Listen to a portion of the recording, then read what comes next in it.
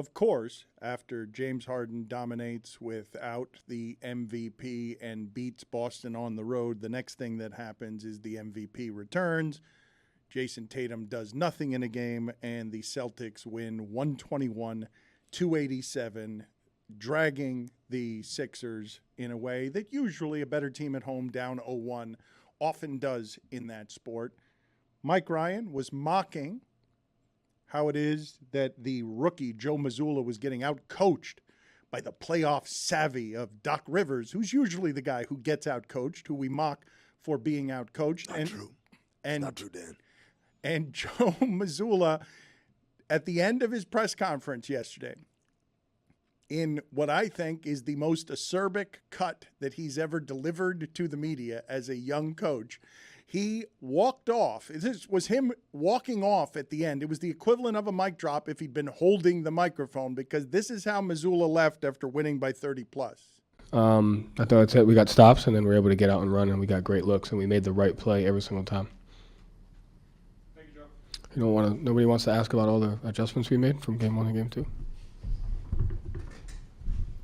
I like the sound of the getting up from the chair. Let's play that again. The springs. Yes, just so that people can hear, in the event that they're just doing this by audio and not video, so that they can hear Mazzulla springing from a creaky chair. Somebody's going to have to get some WD-40 or something, as he is really taunting the media. I thought it's it. We got stops, and then we were able to get out and run, and we got great looks, and we made the right play every single time. Thank you, Joe. Nobody wants to ask about all the adjustments we made from game 1 to game 2.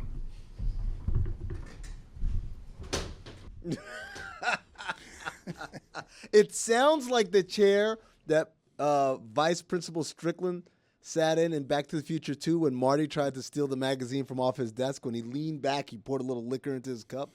That's the sound the chair made. Oh. How does Tony know that reference, but not I any love of Back the to other the people Future. we've ever mentioned?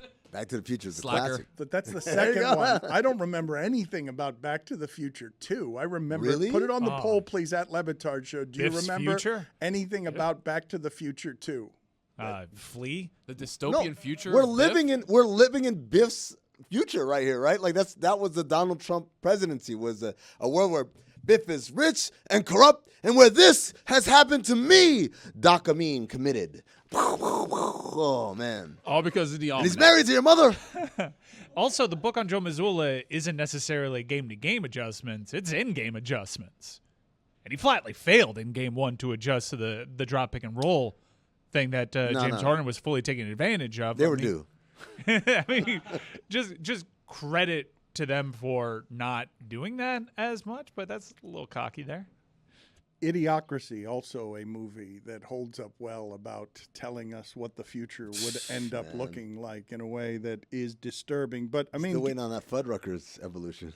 getting back to what it is that we were talking about in that series, do you have something that you can explain to me that would make sense on how that happened so often in basketball, where the graphic or Chiron on ESPN can so often be better off without Embiid because you get a different James Harden when he's allowed to control the entirety of the usage rate?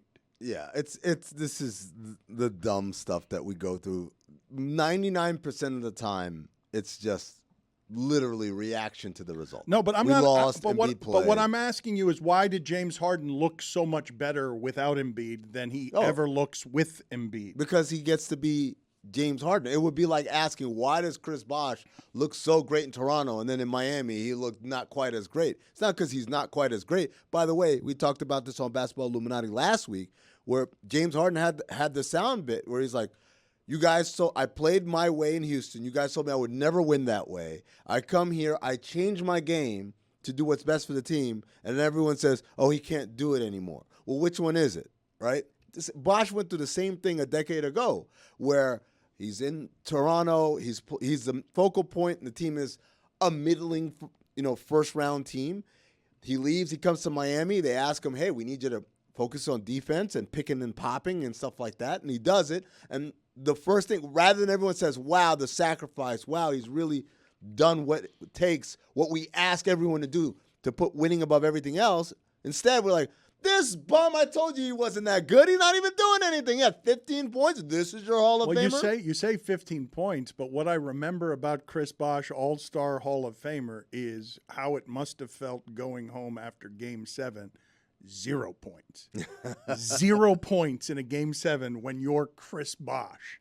They won. Yeah. So it doesn't Felt great. Are you sure though? Yeah. Are you Absolutely. You're 100% sure. Game 7 in NBA Finals, you had 0 points, but you came up winning. He felt great. I don't know about that one. He felt great. Guys, we're not talking about like Game 7 of the second round. You think he felt as great? We asked him. He felt great. Do you think he felt as great as the other people who didn't have 0 points? Did he feel as great as Mario Chalmers? Is that what you're asking? Just did he feel as great? He claimed to have felt great. Nobody feels as great as Mario Chalmers, Dan. I believe after that victory, there was the shot of him pouring champagne all over his face where he looked like he felt great. Yeah. That wasn't a reluctant sip of bubbly. That was a, boy, I feel great sip of champagne. No goggles, by the way. Just went straight to the face. Yep. That box score is forever. That Game 7 box score has a 0 next to Chris Bosh's So is that points. ring, though. And so is the picture of the champagne. The pictures and the ring are way more memorable than that. But here's the funny part, Dan. If you ask the standard basketball fan, what do you remember of Heat Spurs 2013? They're not going to say Game 7. They're going to say Chris Bosh rebound to Ray Allen three-pointer. And then the block. He had the block, too, He right? had the block too in the corner. Dude, that's what people remember. So, yeah, I don't think he gives a shit about those 0 points. But like 30 years from now, when we go to basketball reference, like, hey, what was going on that Game 7? We look back and we're like, ooh, Oh, Chris this Bosh, bum. 0 points. Did he play? What This was guy's that? a Hall of Famer? You kidding me? Mike Ryan, what can you tell me is going on with Deion Sanders at Colorado? A whole lot of players are in the portal. It seems to be a bit of chaos. I don't know that I would mind too much that players on a bad team, on a really bad team, were ending up in the portal. When you came in saying, use that portal because I'm moving into town and my bags are Louis Vuitton. I'm bringing luggage with me. Yeah, and a it's lot Louis. of that luggage seemed to have been lost at the airport, by the way, for Colorado. And they did lose a lot of players in the portal, and I think Deion is spinning it exactly the way that one should in this moment, and the Colorado fan base, which will always be defensive when you have this type of coach and this type of excitement. You drink the Kool-Aid when it's sweetest, and it'll never be sweeter than it is right now. This is all intentional. He meant to lose the top receiver. He meant to lose the guy that took over the spring game. He meant to lose his number 2 corner. He meant to lose his top linebacker. They're not all crap players. You cannot tell me, if you know anything about talent evaluation, if you've spoken to anybody, there is no way they wanted to lose all these players. And if that's the case, why'd you also have decommits? Because they also had some of that too. And the reality of the situation for Colorado is, the cool thing about NIL is there is more transparency. And people were making a big deal about John Ruiz and will these players get paid? They're having people not come through with money at every major program. Under-delivering on promised money at USC. They're having that at Texas A&M. They're having that at LSU.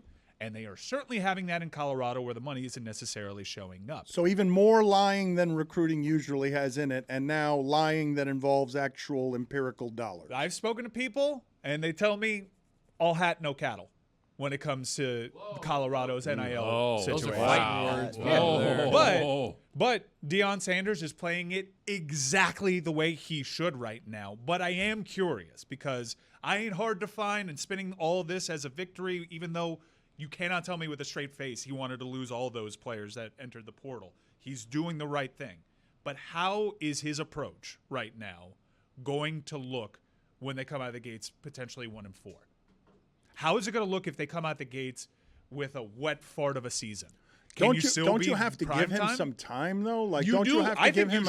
But I'm saying, just in the initial appraisal, understanding what he's inherited, he gets at least the first year for free, doesn't he? Absolutely. He did not inherit a good situation, and it's a tough job to get because they don't necessarily have the resources. And he even thought he was entering a situation that would improve when it came to the resources. And like I said, people aren't necessarily coming through. I'm just wondering, knowing what I know about Coach Prime and all the success he had immediately, it's because he was very good at that HBCU level too. But how will his brand work if he has a 2-win season? We don't know. We don't know how Coach Prime will approach that because he's never had to deal with that adversity, and I'm curious to see. Lincoln Riley, it should be noticed, turned around USC in 1 year and did it with 20 players from the transfer portal. What did you make, Amin, of what Deion said, ashamed that only one HBCU player would be drafted in the NFL draft? I should say, incidentally, that as subjective a science as drafting is, the SEC has now led in draft picks in the NFL 17 straight years. Nice. 17 straight years. The way you draft is you're just the Philadelphia Eagles GM, Howie Roseman, and you just go over to the SEC and you say, I'll take these guys. What did you make of one HBCU player being drafted? First of all, Dan, it's like Billy Joel. Play the hits. That's what NFL teams are doing. They're playing the hits. They're going to the SEC over and over again because it seems to work, right? But the HBCU crisis, I guess, in terms of draft, I did this for SiriusXM a couple of weeks ago, and we're looking at how bad is it comparative to historically. We've got, I believe, 6 players in this decade since 2020. Going backwards, in the 2010s, 26 players from HBCUs were drafted. In the 2000s, 42. In the 90s, 118. In the 80s, 159. In the 70s, 318. And in the 60s, 322 players were drafted out of HBCUs. So it's been a precipitous drop. By the way, those numbers are courtesy of UPD Consulting. Jordan Brown wrote the post. But that is a damning kind of decrease. And the reality is, part of it is because of the big budget sports, right? College sports are not like they were in the 60s and the 70s. It's become big business in a really hyper-competitive way, thus leading for elite prospects to find their way to bigger schools. We're getting recycled, reheated stuff that you've done on SiriusXM a couple of weeks ago that isn't even yours. That's how I always do. While missing flights and being late. That's right. White woman, white, white, white, white, white. We have a new Meadowlark employee. I'm very excited about this. I am told that I have to be nebulous about whatever future projects are, but she's got future projects she's going to be doing with us. Welcome, Charlotte Wilder, Jessica's friend. That's not Jess? Jessica's friend, Charlotte Thank you, Wilder. thank you. Here we are. I gotta admit, I just got so used to seeing a woman in that seat that it didn't even occur to me it was a different woman. No, we're different. I can be Aunt Char. She's in the building. I'm ready to. Do you have 42 teams too, like Jessica? Yeah, I do. What is the story of how it is that you got here? I don't know. What are you laughing about? Dan's like, did we actually hire her? Like, did I okay that? Charlotte, allow me. Mr. and Mrs. Wilder loved each other very much. Well, let's not. crying out My loud. parents didn't ask to be brought I mean, into go this. sit in the penalty box. Just get out of here. Just get out of here. Charlotte, what is your history for the audience and for me? My history. I'm from New England, which is something nobody cares about unless no. you're. Yeah, I might be one of your. I mean, I know you got Mike Schur, but I might be one of the only obnoxious Boston sports fans now. Beat your hockey Yeah, team. they're none of those Yeah, in sports I've heard. media. No, well, we actually have an annual meeting where we get together and we pinpoint places that might not have enough, and so I've been sent in to infiltrate. Why yeah. don't we vet people better around here? It's not like I wanted Boston sports fandom represented around here. We don't have enough with Barstool and Bill Simmons and everyone else in sports media. Is there a region represented more in sports media than No. Boston? No, we've done a very good job Of infecting all of it. of ruining everything. It's them in Syracuse.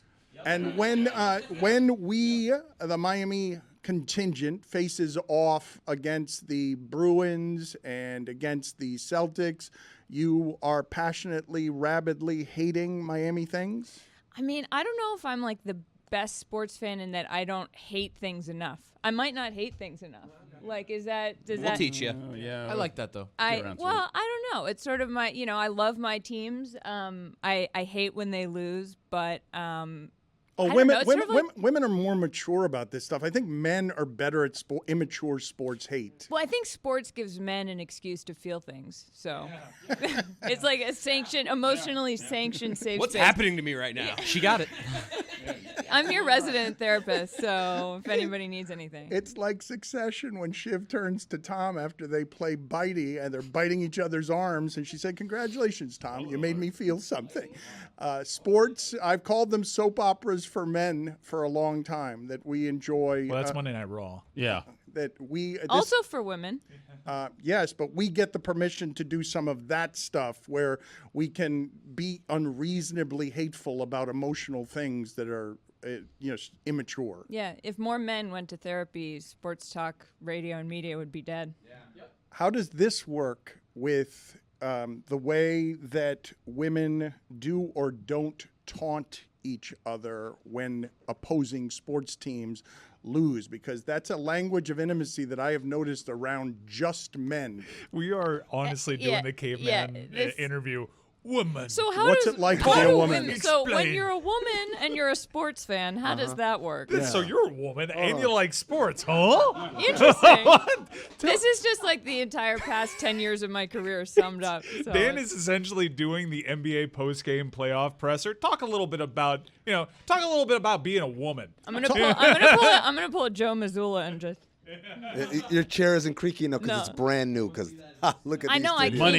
Money. came in when I didn't even see the Clevelander. It's like Good for Well, you. man. Amin was. We met briefly for lunch yesterday, and Charlotte showed up to the beautiful Elster, and Amin is already jaded. Like, you have no idea how bad it used to be. Yeah, man. back in my day. I told the story that, like, at ESPN, if you were at ESPN LA, 80% of those people there came from Bristol. So they appreciated the freedom. They appreciated the ability to not do things the Bristol way. And then you'd have the other 20% were like these young kids who've been hired and their first job at ESPN was at ESPN LA. And they complain about something like, shut up, man. You haven't even experienced the real, like, terrible ESPN. You're getting a good Disneyland version of it. Same thing here for Charlotte. She didn't see any poop in the parking garage. Right. Nope. No, the Did- first thing I thought when I walked in here is this is exactly like Disneyland. I mean, look at this ride. Hello. Seriously. Oh my gosh! But seriously, tell us more about women and sports. Do the jerseys always have to be pink? Yeah, the jerseys have to be Bedazzled? pink. The hats, yeah. But no, I mean, as a Boston fan, I wear a ratty brim Red Sox hat and then like the off-brand. Yep. I told How about that Tom Brady? He's handsome, right? I told Charlotte yesterday when she said, I'm the obnoxious Boston fan. I said, so then you have the obligatory Red Sox hat that has like sweat stains on it, and then a green tank top that is supposed to indicate Celtics, but it's not an official team merch thing. It's just something like Yes. bird, goat, or something. Actually, if you're born in Massachusetts, they give that to your parents along with the birth certificate. It's- yeah. You were telling me that you actually have a Larry Bird tank top that just says power forward. No.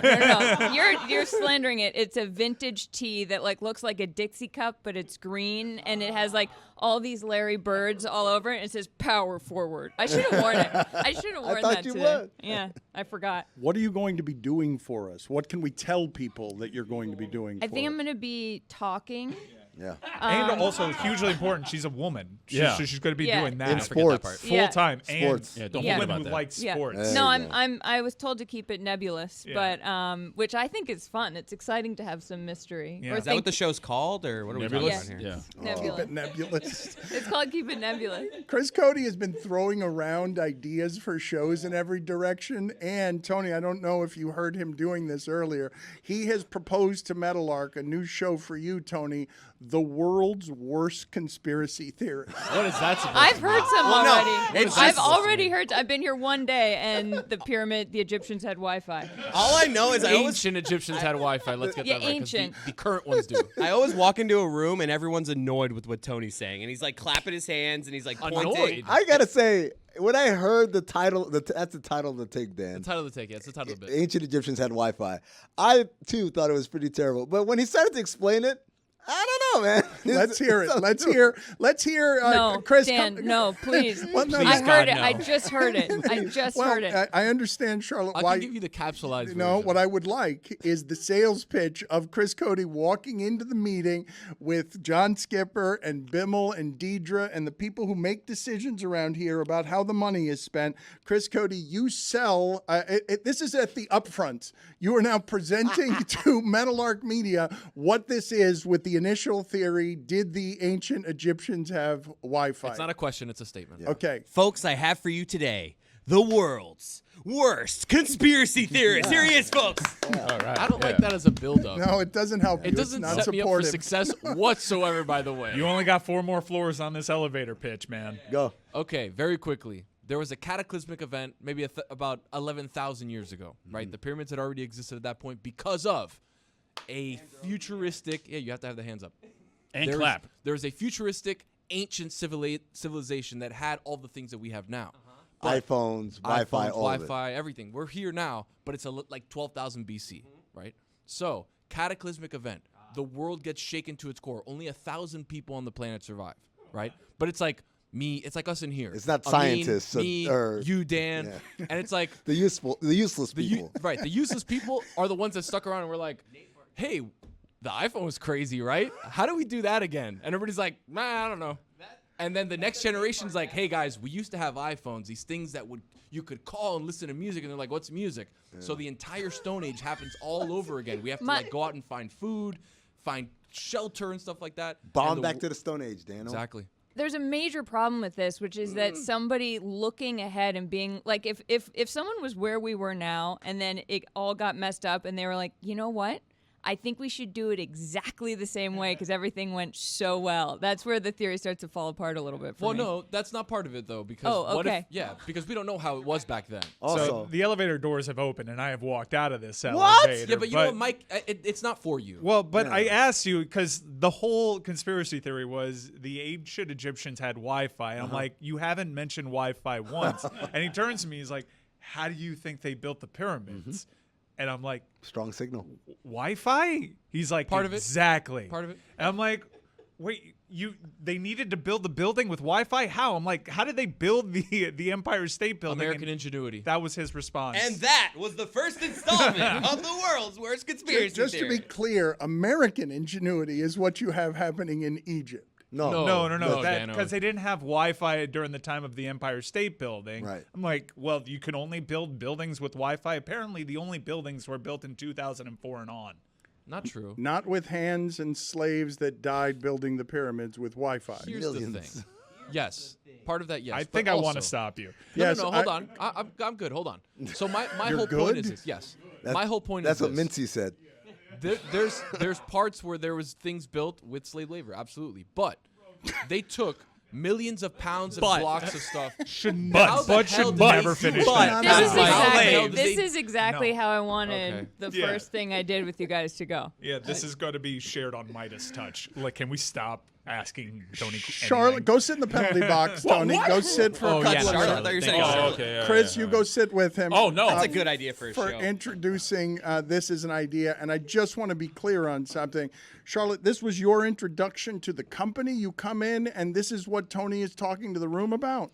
But yeah, but you know, it's no. You met someone mentioned it, and I was like, "What are you talking about?" Why are you still here?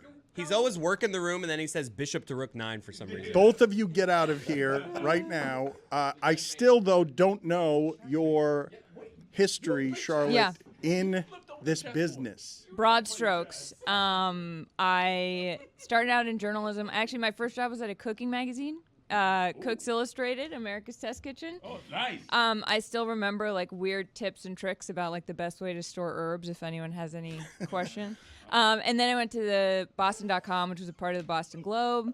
And then I sort of realized that the sports guys, they were all guys, I think. They were having a lot of fun, and I got roped into sports Twitter, and then I accepted a job at USA Today, and I was like, I think I'm going to go write about sports. And since then I was at SB Nation, Sports Illustrated, and then Fox Sports, and I've written a lot. I've done a lot of in-the-field features. I've hosted podcasts. I've done live shows, sort of jack of all trades, Dan. Welcome Thank to you so much. Charlotte Wilder, Thank the you. newest Meadowlark Media employee.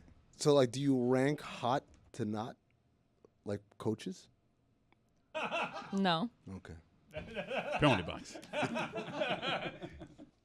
My vantage point on seeing what swept through the room around Tony when he started a sentence with, yeah, a lot of slave labor was killed, and then a dangerous word, but.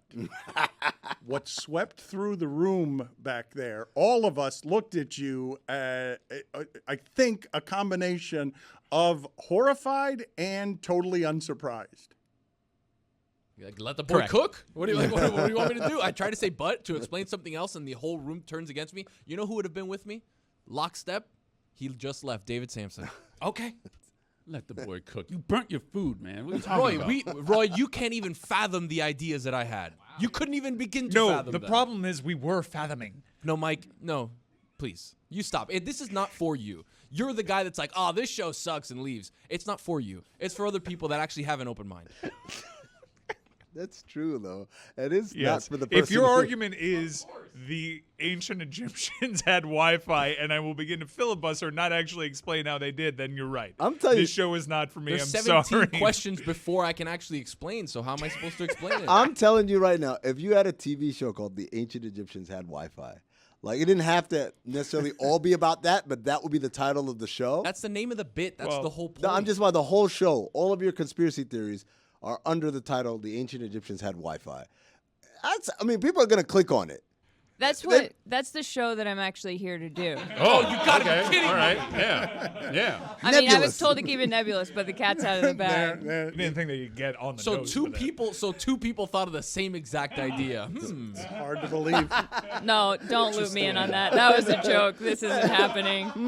I think I gotta go. I mean, I wanted to ask you about a report here. We have made a lot of fun of the Angels of Los Angeles because they have two of the best players of all time, and they're over 500 right now, but they're not very good usually. And last night, Ohtani had 8 strikeouts through 3 innings. They ended up winning this game, but I read a report that the coaches now, if you want to talk to any of the coaches with the Angels, what they are doing as a whole bunch of organizations and teams try to change what media access is in the new age. If you want to ask Angels coaches any questions, you had to drink that water right then and noisily you had to do that. If the Angels coaches, if you want to talk to them, you have to get your questions vetted because of the negativity that is happening around the Angels. You can't just talk to the coaches. You have to submit what your questions are to PR. And I think no matter how unpopular this stuff is with the media, I think you're going to end up seeing more and more of it as the media becomes less useful to the Ballmers of the world or the Dana Whites of the world who don't have any use particularly for journalism and can create all their other outlets without needing to cater to needing what was the publicity, the free publicity that traditional mainstream media members would give I you. submit to you that what you just described as a new era does not apply to every franchise and every owner. If the Dodgers did this, then yeah, like it would suck, but they literally could be like, we don't need you. We're the Dodgers. We're a worldwide brand. The Angels, they kind of need media coverage. They do, right? In the same way that, like you said, the Clippers, Steve Ballmer doesn't need it because he's rich. But the reality is they need it more than, say, the Lakers do, because the Lakers legitimately can just fart and be like, well, that's your press release for the day, and people just have to take it. What value does this have anymore in real terms, though, given that the media partnerships that matter are ESPN will pay me billions of dollars to broadcast my games, and within that construct will be the understanding that players and access will have to be made available. But I think if all of this stuff starts or keeps changing the way as quickly as it has, I have noticed over the years, surely you have too, that what used to be courtside seats for media members and all sorts of amenities that you would use to buy media members and the publicity that came with them, all of a sudden those seats have all been erased. All of those writers have been removed. Writers? Dan, the play-by-play people aren't courtside anymore. Jason Jackson is the voice of the Heat, the radio voice of the Heat. And his seat is behind mine when I go to Heat games, like at the top of the lower section, the 100 section. And that's happening across NBA arenas, where what used to be front and center broadcast positions for radio and TV for many places are not there anymore. Well, the radio, that's been there for a while, but the TV, that's more of a recent thing. I think that was a pandemic situation, though.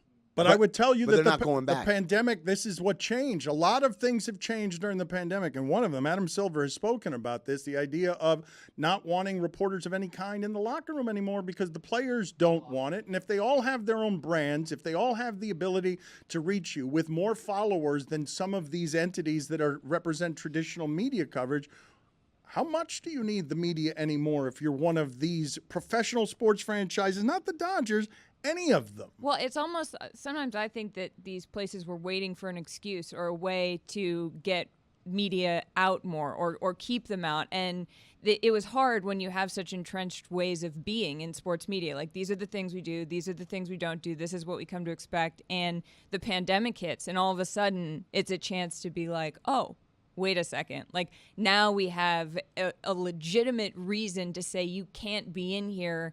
And then people get used to it, and then you just sort of slide on into. And I think that's what a lot of people were worried about happening when all this started, when all the media access was being revoked. And I don't think it's ever going back to the way that it was. How much worse is it going to get is what I'm going to ask you, because I would say that part of the emotional investment and tie to sports is that you get to know some of these players. You feel like they have a humanity that's accessible and you know what their personality is. And some of that comes through in their play. Some of it comes through in their interviews. But also, we have been writing long-form commercials for these sports and these athletes for a long time. And people are reading the long-form stuff less. And it's been less valuable because we don't have access to the superstars the way that we used to. They have access to their message. Derek Jeter got ahead of the game on this when he started the Players Tribune as a bridge from old media to tell your story here with writers, with a ghostwriter, and we will allow you to edit and chronicle this the way that you want to. I think that we're headed to the day where Tom Brady, what is Tom Brady? He's got a brand management team of great expense that's basically tailoring how it is that he presents everything to you. So Nate Jones talks about this a lot. Nate Jones is an agent. He works for Goodwin Sports, and he works on the marketing side. And he talks about the kind of the death of what was the journalism that wasn't only expected but accepted by teams and by players, by athletes. And the rise of this was basically during the 90s, where we got, like you said, these long-form commercials, in essence. And what's happened is, as the money's grown and the ability to say no to things has grown with it, and plus social media giving the illusion that, oh, I don't need someone to tell my story to do this. I can do it on my own. But the reality is they don't do it as well as someone else, as a third party doing it. Does it matter, though? Because it does, Dan, because when you talk about, for instance, we talked about it All-Star Weekend, the All-Star Game, how terrible it is, and basically people complaining and copping out and opting out, and they're not, or worse, playing and clearly not taking it seriously. That turns back in a reflection of this product is deteriorating because they don't get it. They don't have that goodwill that was built in decades ago. And so, yes, it will hit a point where they're not getting the type of response and reaction. We already see it in the ratings that they used to get, and obviously the money is all tied into that. It's going to happen. It's just a slow trickle. I think that it's actually a super brave thing to do for an athlete or anybody famous to open themselves up to a third party to tell their story, because I think that it shows that they have enough confidence in who they are and how they present themselves that they're willing to give it a chance. I think it looks sort of scared if you're not willing to take questions or confront things. I think the more honest an athlete can be and you get a better story out of it. And I wonder if, I mean, what you're saying, if that comes full circle, as people start to realize that's where the impact comes from. I wonder what the cost is of the fact of what I'm about to say, which is all of this is made for TV consumption, and all that matters, it's not even fans at the game. The money is in the broadcast partnerships and whatever your contracts are with those people that are so flimsy that even a clown like Dylan Brooks can keep missing. He'll take the penalties, and he's rich enough to afford it. I'm not going to make myself available for those questions. Don't care what you think of it. I'll take the penalties. The access has been reduced in a way that all of us who exist as propagandists in an economy that swirls around sports that is giant, once you give these people their own brands where they don't have to trust a third party. You say it's nice, and you're right, but the optics don't end up costing you anything, because the story that I just read you about the Angels, I'm guessing most of the audience just sort of shrugs. Doesn't care. I don't care whether you have access to the coaches or not. I don't care whether you journalists can do your job or not. So that ties into, you said, I think people kind of look poorly on people who avoid those questions. It's the opposite. Because of the erosion of the respect that media holds in the world today and journalism holds. It's the odd people say, oh, why are you guys always trying to start stuff? That's like, it's insane how people the public reacts to that, which is that, well, it's your fault. Like, for asking a tough question. You should just ask positive questions. I don't think it's that fans look at athletes who don't take those questions and say I just think that for me the most powerful stories come from those when someone does take a chance, and I wonder how much, if that holds any weight anymore. I wonder what the cost of this is. I mean, as you portend to some future cost of this when sports are only growing. And made-for-television entertainment is more and more in demand. I've always had a value for those stories. I always want to have the access for myself, for my career, and for the storytelling needed so that this isn't just drama that is papier-mâché thin, that it has some weight to it. But I really do feel like I'm being aged out on this stuff. I really do feel like Russell Westbrook, the last 10 years, doesn't have to grant an interview. It doesn't cost him a single thing. He's been bad with the media his entire career, and it's cost him exactly nothing.